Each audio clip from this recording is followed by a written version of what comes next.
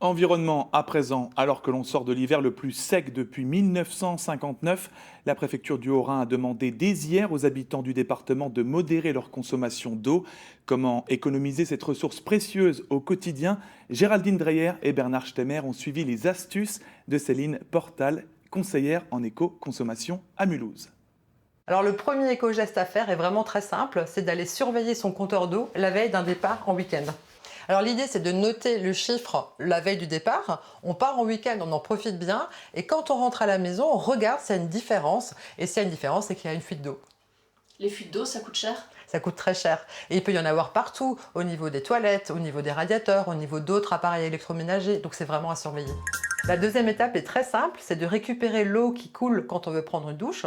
Ça s'appelle l'eau de chauffe, elle est froide, donc on la récupère dans un seau et ça permet de faire des économies. Donc ça, c'est de l'eau propre, potable, que j'ai payée, donc je ne vais pas la jeter à la poubelle et je vais m'en resservir. Par exemple pour laver la salade, les légumes ou faire le ménage. Céline Portal en a fait sa spécialité, tout consommer avec modération mais sans se compliquer la vie. Alors dans la cuve de sa chasse d'eau, elle insère une bouteille pour diminuer le volume consommé à chaque utilisation. Elle préconise le lavage au gant de toilette pour limiter les douches.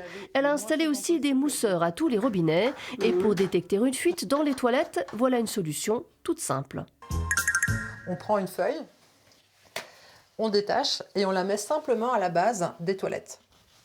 On la laisse quelques heures et si on constate que le papier toilette devient humide, c'est qu'il y a une fuite et donc là il faut traiter.